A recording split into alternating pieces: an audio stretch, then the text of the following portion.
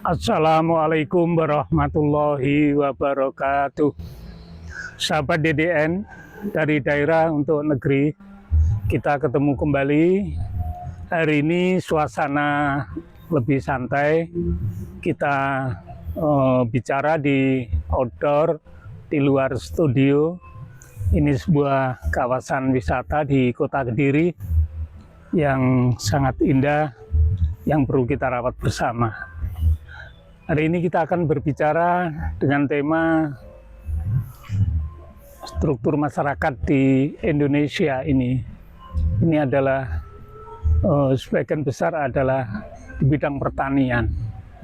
Oleh sebab itu hari ini kita akan bicarakan bagaimana kondisi pertanian tempo dulu dan kita bandingkan dengan saat ini.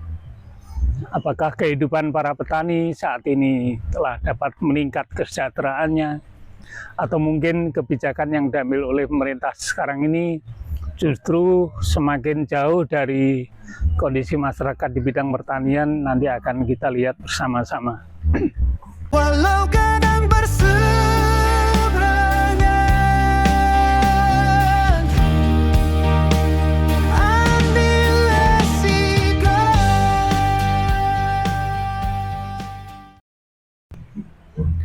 Mari kita lihat kondisi pertanian pada era Orde Baru sebelumnya, di mana kita pernah mengalami swasembada pangan dan bahkan kita sumbangkan ke negara lain di Indonesia ini.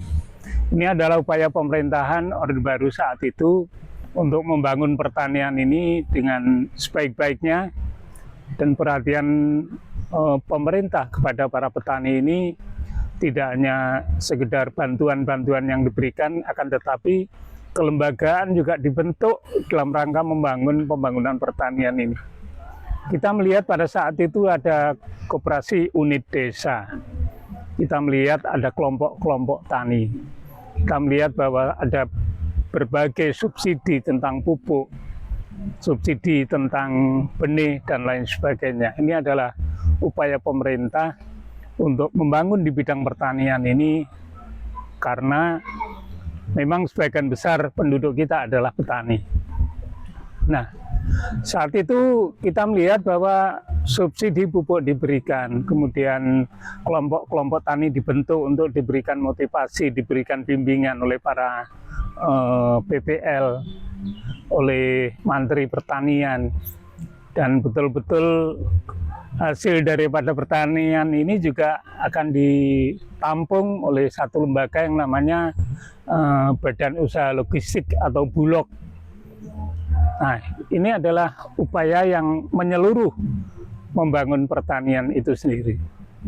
Sehingga sedikit banyak saat itu kondisi petani sudah mulai sangat membaik kehidupannya, karena ada kepastian dalam menanam, kemudian ada kepastian dalam pemasaran, ada jaminan harga, dan lain sebagainya.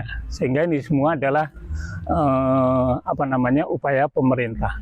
Di samping ada diversifikasi pertanian, ada ekstensifikasi pertanian, dan semuanya ini dilakukan karena mengingat bahwa negara kita ini adalah negara agraris yang sebagian besar hidup bercocok tanam atau di bidang pertanian.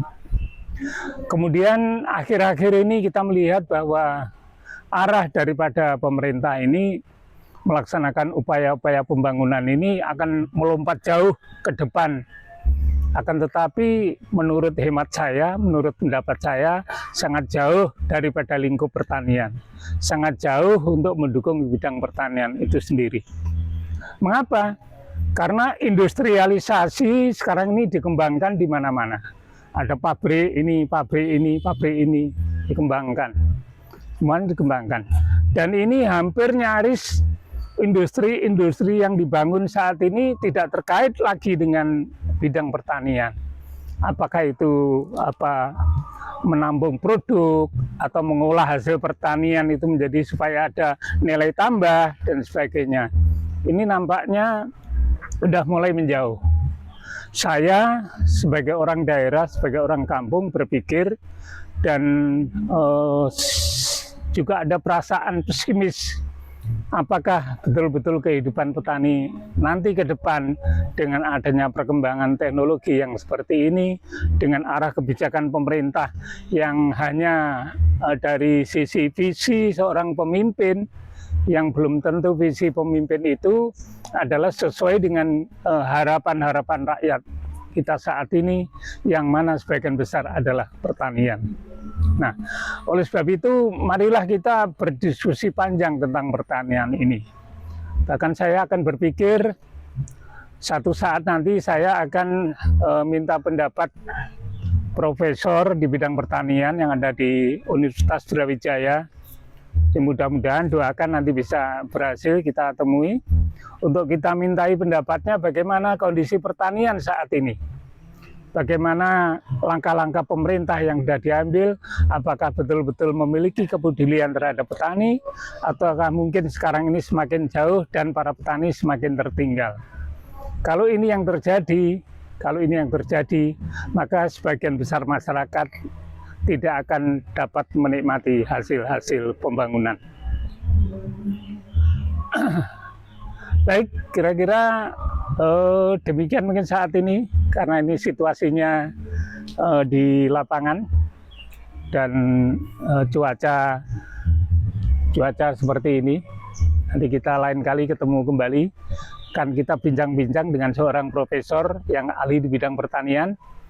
Mudah-mudahan pada episode berikutnya nanti kita bisa ketemu dengan salah satu profesor yang ada di Universitas Brawijaya. Terima kasih atas perhatiannya, sahabat DDN dari daerah untuk negeri.